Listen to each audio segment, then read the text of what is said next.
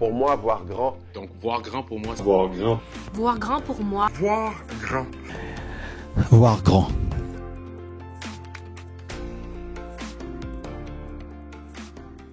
Voir grand pour moi, en ce moment, c'est cette possibilité-là de voir au-delà de soi, de voir au-delà de toutes ces limites-là qui existent à tous les jours, ces limites qui nous sont imposées, de voir toutes ces structures-là, puis de les déconstruire, de les réimaginer, de les réinventer, de les recréer. C'est ça. Donc, voir grand, c'est un peu ça.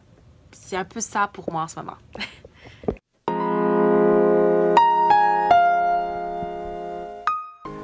Alors salut. Voir grand.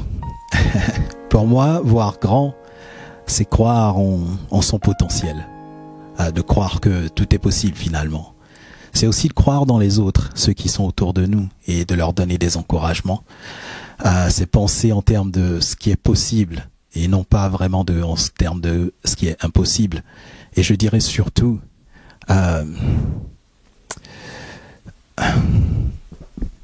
c'est de savoir qu'il n'y a rien de grand qui s'accomplit du jour au lendemain. Je crois qu'on peut dire que voir grand, c'est quelque part croire au lendemain.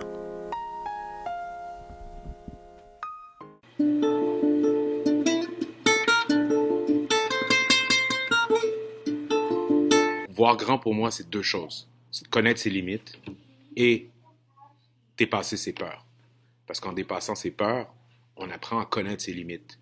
Donc, et en connaissant ses limites, on sait ce qu'on peut faire pour les dépasser. Donc, pour moi, c'est ça, voir grand. C'est de connaître ça. La connaissance de soi-même, c'est voir grand.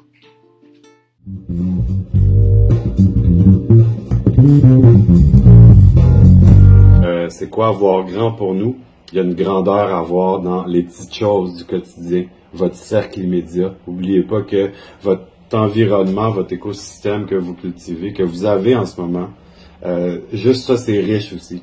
Donc, c'est important d'entretenir ça. C'est important de dire à vos amis que vous les aimez. Dites à vos professeurs que vous les aimez. Dites à vos parents que vous les aimez.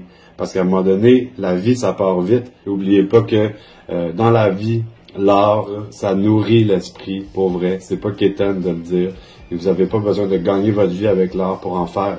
Donc, tout ce qui est musique, lecture, danse, art visuel, théâtre, je vous encourage à vous impliquer le plus possible là-dedans. Parce que c'est vraiment la nourriture de l'âme. C'est ça qui rend notre vie meilleure tous les jours et qui nous inspire.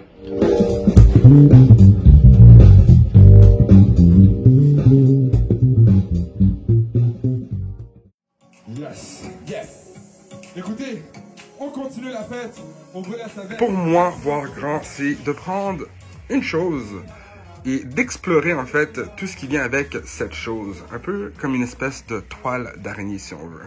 Par exemple, si on parle de musique, eh bien, qui dit musique peut dire écrire des paroles, composer de la musique, performer de la musique, enregistrer, donc on parle de l'élément technical de l'enregistrement sonore. On peut parler de la performance scénique. Qu'est-ce qui vient avec de la scène? Ben, il y a le gars qui travaille la technique sonore, le gars ou la dame qui travaille les lumières. On parle des régisseurs de plateau. Donc, voir grand pour moi, ben, c'est d'explorer cette chose, de montrer qu'est-ce qui est possible avec une chose.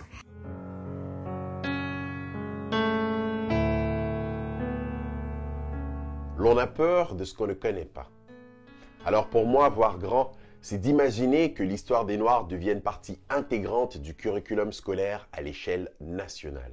Et pourquoi pas même à l'échelle mondiale. Pour qu'il y ait de réels changements au niveau du développement, de la justice et de la reconnaissance des Noirs à travers l'histoire, je pense qu'il serait important de l'enseigner. Pas juste aux convertis, pas juste à ceux qui y croient déjà, mais à tout le monde, de manière équitable. Pour que lorsqu'une organisation comme les Nations Unies déclare que 2015 à 2024 sera la décennie internationale des personnes d'ascendance africaine, eh bien ça ne passe pas inaperçu.